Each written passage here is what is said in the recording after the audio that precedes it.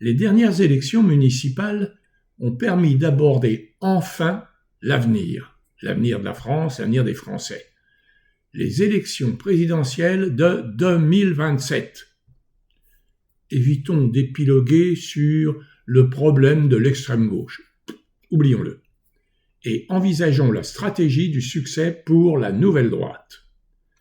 Cela permettrait d'arriver enfin au pouvoir.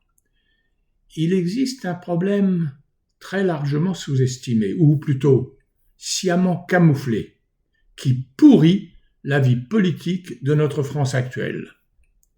La classe politique dans son sens le plus large de gestion de l'État, du plus haut de ses échelons jusqu'à ses plus bas salariés des administrations et organes associés, est totalement corrompue par un état d'esprit que plus personne aujourd'hui ne peut contredire.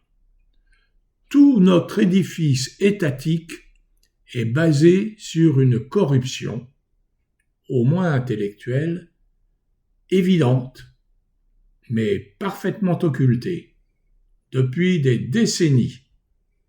Un seul exemple suffira. En 2012, une tentative de réforme avait été votée. Mais en 2016, 4 ans après, l'agence de notation Moody's avait rétrogradé sa note de la France sans même attendre la publication du nouveau budget. Elle savait que les réformes promises ne viendraient pas. Et rien, mais rien n'a changé depuis. Depuis plus de 10 années qui ont passé, tout s'est aggravé. Pourtant, statutairement, tout fonctionnaire est un serviteur de l'État. Pourtant, tout serviteur de cet État peut éventuellement parvenir à orienter des décisions étatiques qui pourraient lui être profitables.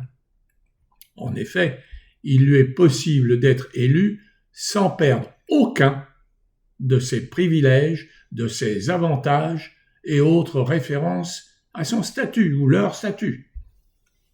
D'autant qu'il existe une exception à cette anomalie scandaleuse. Attachez-vous, un employé communal ne peut pas être élu dans sa commune.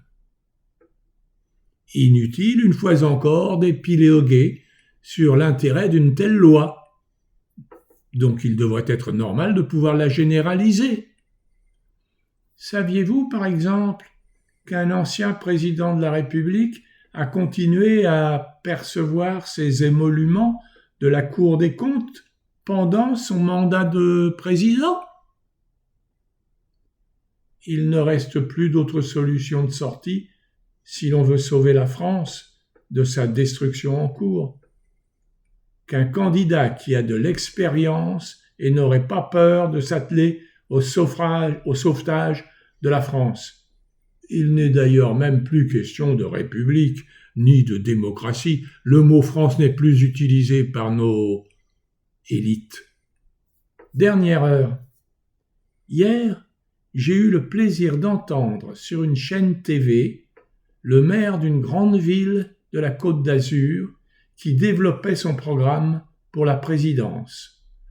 Il a réalisé dans sa ville cette transformation de la nébuleuse administration et n'a plus augmenté les impôts locaux. Il vient d'être réélu au premier tour avec le meilleur score de France. Son nom est connu, David Lisnard. Pensez-y dans les mois à venir. À vendredi prochain.